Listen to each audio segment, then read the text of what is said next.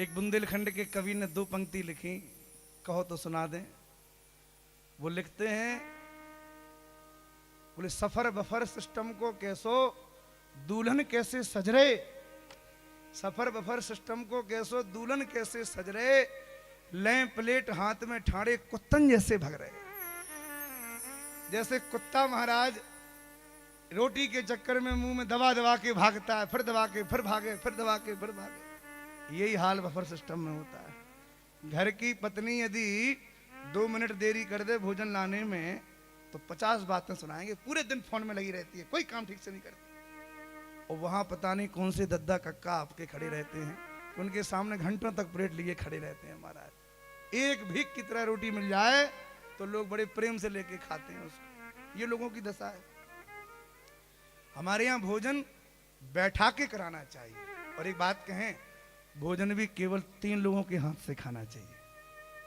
3 लोग जब खिलाते हैं ना तो भोजन में स्वाद प्रकट होता है, बड़ा स्वाद आता है। और इन तीनों में सबसे पहला स्वाद कहीं यदि मिलता है तो वो केवल और केवल पूरी सृष्टि में माँ के हाथों में मिलता है। माँ यदि भोजन करा दे तो माँ के हाथों की वो चटनी रोटी भी बड़ी प्यारी लगती है महाराज। माँ के हाथों की वो रसीली सब्जी और चूल्हे की रोटी भर मिल जाए तो पेट भर जाता है।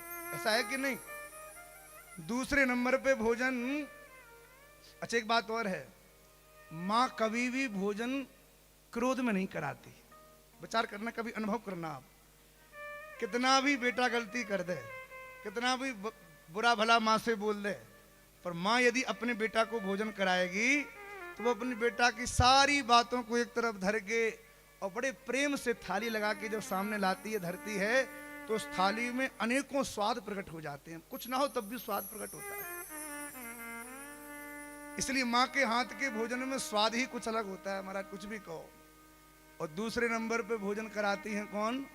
श्रीमती जी महाराज। पर श्रीमती जी में इतना अंतर है कि भोजन तो कराती हैं, पर यदि इनका मूड खराब हो गया तो फिर थाली रखेंगी नहीं, थाली पटक के जाएंगी महाराज, धर देंगी सामने, लो खा लो।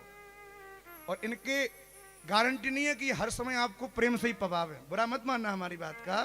श्रीमती जी कई बार गुस्से में भी पवाती हैं, क्योंकि उनको अपना धर्म करना है, पवाना है। अच्छा, एक बात कहें, प्रेम में शायद श्रीमती जी कोई चीज भूल जावे परोसना, पर गुस्से में कुछ नहीं भूलती, सब धरती हैं महाराज। फिर कुछ नहीं चूकता थाली में, क्योंकि उनको कोई कमी समझ में नहीं आनी चाहिए। और तीसरे नंबर पे भोजन यदि हमको पाना है तो भैया वो तो बहुत अनेक जन्म जन्मांतरों के जब पुण्यों का उदय होता है तब हमको तीसरे के हाथों से भोजन करने का सौभाग्य मिलता है। वो तीसरा कौन है? बोले वो तीसरा है संत सदगुरुदेव भगवान।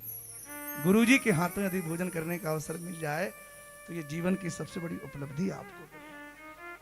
हमने तो कभी कभी संत भगवान विराजे हैं और आपके तो हम बालक हैं।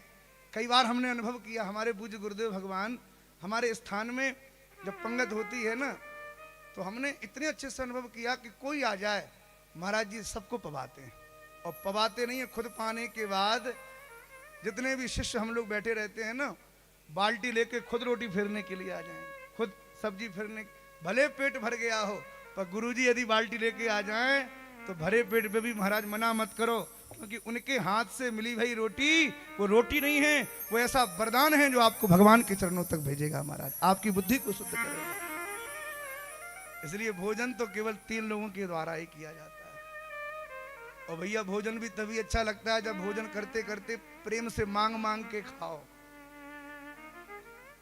अपने मन से जूठा उठा रहे हैं, खा रहे हैं, फिर हाथ लगा रहे हैं, उसमें कहाँ पेट भरेगा भैया। पूछ के कोई खिलावे और मांग के हम खावें, तब वो भोजन स्वाद देता है।